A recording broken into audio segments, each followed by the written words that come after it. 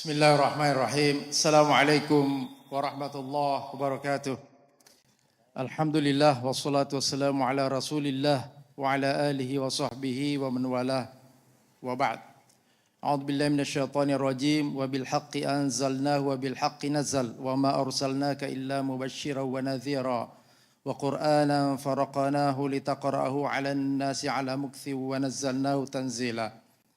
Alhamdulillah, Samahatul Mufti hafizahullah dan hadratu al-masyayikh al-kiram, hadirin hadirat muslimi muslimat rahimakumullah. Rasulullah sallallahu alaihi wasallam dalam masa yang singkat 23 tahun berjaya merubah peradaban jahiliyah menjadi peradaban Islamiyah. Merubah masyarakat yang musyrik menjadi masyarakat yang bertauhid. Apa rahasianya keberhasilan Rasulullah SAW? Jawabannya adalah karena Rasulullah SAW mengikuti manhaj, cara, metode, kaidah, tarbiyah dan dakwah yang benar yang diajarkan oleh Allah Subhanahu wa taala. Bagaimanakah cara, metode, tarbiyah dan dakwah Rasulullah SAW itu? Allah Subhanahu wa taala memberikan isyarat di dalam Al-Qur'an surah Al-Isra ayat 106, wa Qur'anan faraqnahu litaqra'ahu 'alan nasi 'ala mukthin wa nazzalnahu tanzila.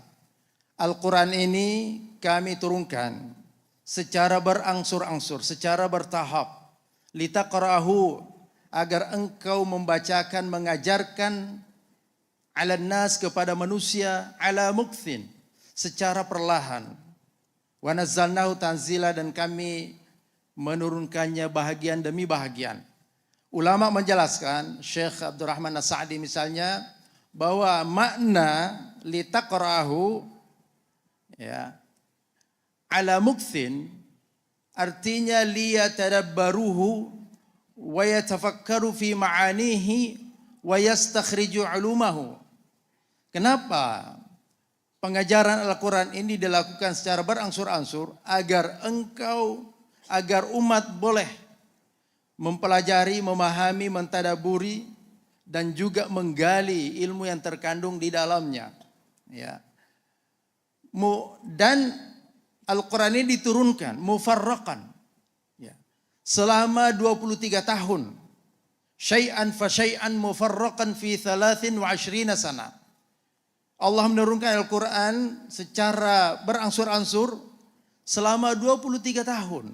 Ini maknanya bahwa tarbiyah dan dakwah itu memerlukan waktu dan cara yang benar. Waktu yang panjang, cara yang benar.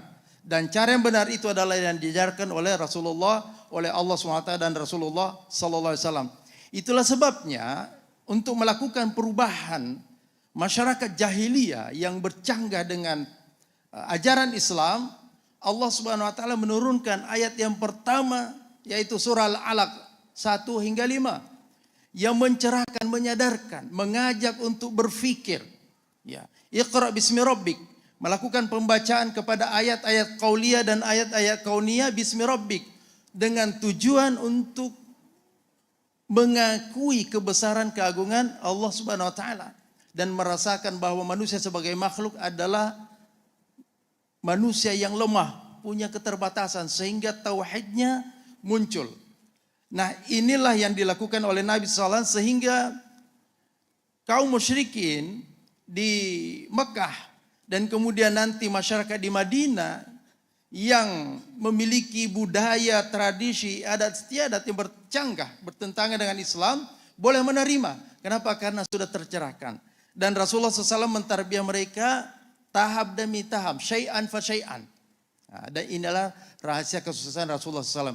Oleh itu maka kita perlu mengambil ibrah dari turunnya Al-Quran secara berangsur-angsur ini, agar boleh dijadikan sebagai metode kaidah dalam tarbiyah dan dakwah, supaya kita boleh berjaya sebagaimana Rasulullah SAW.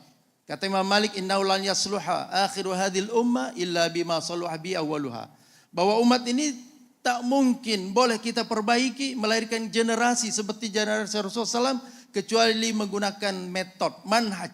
Seperti manhaj Rasulullah SAW dalam mentarbiyah dan mendakwahi umatnya. Terima kasih. Mengait benang dengan peniti, hati-hati terkena jemari, sungguh gembira perasaan hati kami datang kemari. Wallahul hadi ila siratal mustaqim. Assalamualaikum warahmatullahi wabarakatuh.